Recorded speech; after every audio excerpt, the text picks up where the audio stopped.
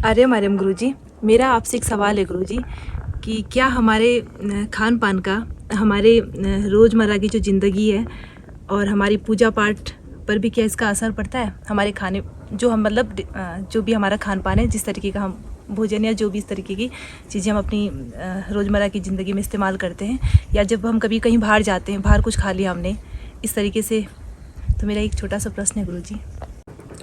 खुश रहो प्रिय मीना। खाने का संबंध हमारे पूरे जीवन शैली से है, और जैसा कि हमारे शास्त्रों में आता है कि जैसा खाए अन्न वैसा बने मन, और जैसा पिए पानी वैसी बोले वाणी। तो हम जो भोजन है, भोजन से हमारा पूरा शरीर निर्मित होता है, और शरीर में फिर रक्त है, मांस है, मज्जा है, मेद है, वीर्य है, रज है, ये सारा बनते हुए अस्थि है। तो ये सारा पूरे शरीर का निर्माण होता है।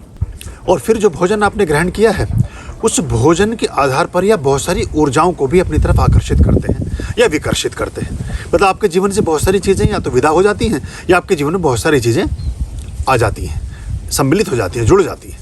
तो भोजन का बड़ा गहरा संबंध हमारे जीवन से है। हमें चूज़ करना चाहिए कि हमें क्या खाना है, क्या नहीं खाना है, क्योंकि अंततः उससे हमारा स्वास्थ्य बनेगा, आरोग्य बनेगा, सारी चीज़ें बनेंगी। अभी कोविड ने तो ये बात एकदम से सिद्ध कर दी है कि अगर हम अपने खाने के प्रति सीरियस नहीं हैं, अपने खाने के प्रति ध्यान नहीं रखते हैं, अपने खाने में ऐसी चीज़ों का प्रयोग नहीं करते हैं जो हमारे जीवन के लिए उपयोगी हैं, अच्छी हैं, लाभकारी हैं, गुण रखती हैं, गुण प्रधान हैं, तो हमारे जीवन में फिर रोग आ जाते हैं।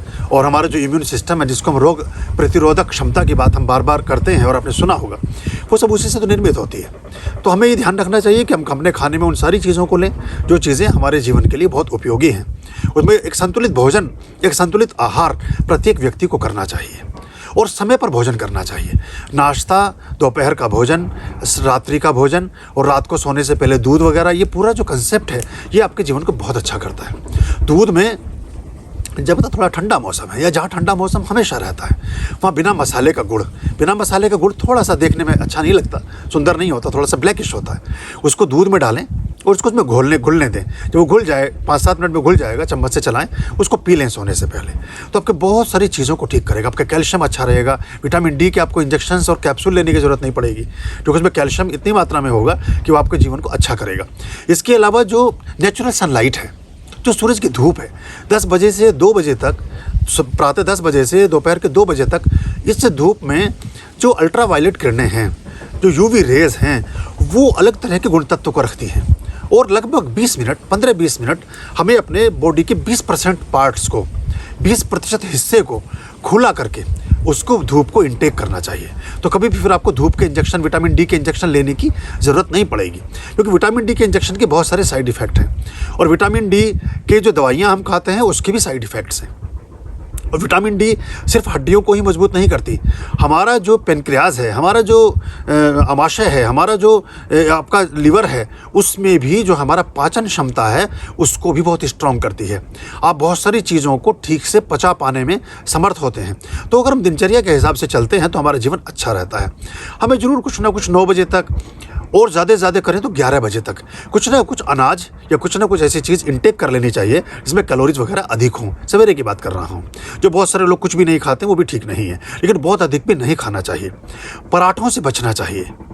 पराठा, हम जैसे हमारा कल्चर बड़ा भारत में एकदम चल रहा है, अब आप देखेंगे पूरी दुनिया में हम हार्ट के अटैक के मामले में, हार्ट के ब्लॉकेज के मामले में, हम कोलेस्ट्रॉल के मामले में, जो बैड कोलेस्ट्रॉल होता है, कोलेस्ट्रॉल अच्छा भी होता है क्योंकि विटामिन डी कोलेस्ट्रॉल से ही बनता है, ये भी मैं आपको बता दूं। तो बिल्कुल घी, दूध, दही, सब चीज़ों का आप छोड़ देते हैं, वो भी ठीक नहीं है। गौ का घृत खाना बहुत अच्छा है, गाय के घी का इस्तेमाल ज़रूर करना चाहिए, दूध पीना चाहिए, फल, जो फ्रूट्स हैं मौसम के, उनको खाना चाहिए। तो उससे क्या होगा, आपका जो गुड कोलेस्ट्रॉल बनेगा वो आपके बॉडी में फिर विटामिन डी को बनाने में मददगार साबित होगा। अगर आप बिल्कुल भी कोलेस्ट्रॉल आपकी बॉडी में आपने उसको माइनस कर दिया, तो धीरे धीरे आप खुद ही रोगों को निमंत्रण देते हैं। आप हृदय रोगों की तरफ खुद को, अपने आप को ही अग्रसारित करते हैं। तो आपको अगर हृदय के रोगों से बचना है तो विटामिन डी भी इसमें बड़ा उपयोगी है, बाकी विटामिन के साथ साथ। तो ये हम अगर ख्याल में ले लें तो बहुत अच्छा है। हल्का खाना खाएं, फ्रूट्स खाएं, जो मौसम में आते हैं उनको खाएं, अनाज का सेवन करें। तो जो भी जितने हमारे मसाले हैं, उन मसालों में सब में औषधियाँ हैं, सब दवाइयाँ हैं, उनका सेवन करें। बाज़ार के खानों से बचें। Once in a blue moon, कभी महीने में 1 आध बार ठीक है, आपका टेस्ट चेंज हो गया या आपने कहीं खा लिया, क्योंकि बाजार में ना ही खाएं तो बहुत अच्छा है। जो पूजा पाठी लोग हैं, जो साधना के मार्ग में रत हैं, जो बहुत सारे विधानों को करते हैं, उनको तो लगभग नहीं खाना चाहिए। और जिस दिन वो पूजा पाठ रखे हैं, जिस दिन वो व्रत किए हुए हैं, जिस दिन वो कोई हवन कर रहे हैं, कुछ भी कर रहे हैं, उस दिन तो बिल्कुल भी नहीं खाना चाहिए। तो ये अगर हम ख्याल में ले लें तो चीज़ें बहुत अच्छी हो जाती हैं। और हर चीज़ का एक समय है।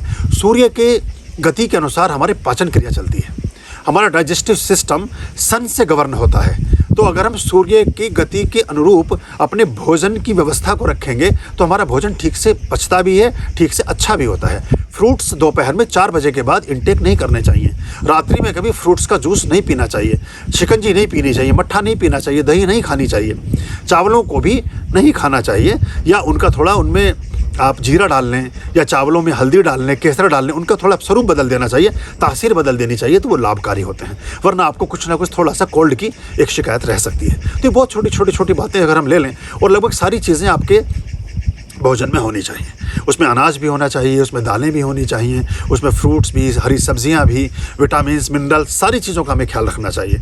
और ड्राई फ्रूट्स भी, ड्राई फ्रूट्स में जो भी ड्राई फ्रूट्स 2 हिस्सों में बंटते हैं, जैसे काजू है, बादाम है, इन सबको भिगो करके खाने से अधिक लाभ देते हैं। जो भी ड्राई फ्रूट 2 हिस्सों में बंटते हैं, पिस्ता है तो ये, लेकिन और कम मात्रा में। जो मुट्ठी भर के हम ड्राई फ्रूट्स खाते हैं उनका कोई लाभ नहीं मिलता। ड्राई फ्रूट्स गिनती में खाने चाहिए, 2-2, 3-3 पीस, 3 पीस, 4 पीस, बस, इससे अधिक नहीं। ये खाद जैसा है। बहुत अधिक खाद अगर गमले में भर देंगे तो पौधा बर्न हो जाता है, झुलस जाता है, या बॉडी फिर उसे आपको इंटेक करने में लग जाती है, बॉडी अपने आप को बचाने में लग जाती है उस प्रवाह से। तो उतनी चीज़ लें जो डाइजेस्ट आप कर सकें, और फिर उसके हिसाब से शारीरिक श्रम भी करें। इसमें सबसे बड़ा दोष ये हुआ है कि हम इंटेक तो बहुत कुछ कर रहे हैं, हम कैलोरी वाइज तो बहुत ज़्यादा खा रहे हैं, लेकिन हमारा शरीर हम श्रम से बच रहे हैं। हम 24 घंटे मोबाइल पर लगे हुए हैं, हम फिजिकली कुछ करना नहीं चाहते, हम कोई काम ऐसा नहीं करना चाहते। तो बागवानी इसमें बहुत अच्छा वर्कआउट है। अपने घरों में थोड़े 2-4 गमले लगा लें, वो स्ट्रेस बस्टर भी है। आप उसमें जब खुरपी चलाएंगे, आप उसमें से घास पात निकालेंगे, खरपतवार को निकाल के फेंकेंगे, तो आपका गुस्सा भी शांत होगा। तो आप देखिए ना, जो माली हैं उन्हें कभी गुस्सा नहीं आता, सारे दिन वो उसका प्रयोग करते रहते हैं। ऐसे जो लोग हथियारों का बहुत प्रयोग करते हैं उनको गुस्सा नहीं आता। तो ये सारी चीज़ें धीरे धीरे उसको ख़त्म करती हैं। तो अपने जीवन में अगर इसको शामिल कर लें, भोजन का भी ध्यान रखें, और भोजन को फिर भजन का भी ध्यान रखें, भोजन का भी ध्यान रखें, उसके पचन पाचन का भी ध्यान रखें, तो हमारा जीवन संतुलित दिशा में जाता है। आपका जीवन समग्र भोजन की तरफ अग्रसारित हो, आप अपने जीवन में अच्छे भोजन का चुनाव कर सकें, समय पर भोजन ले सकें, समय पर भजन कर सकें, और आपका जीवन निरोगी रहे, अखंड आरोग्य को आप उपलब्ध हो, यही हमारी सदिच्छा है, यही हमारी शुभकामना है। ओम स्वस्ति अस्तु। आर्यं शरणं शुभमस्तु संभव कर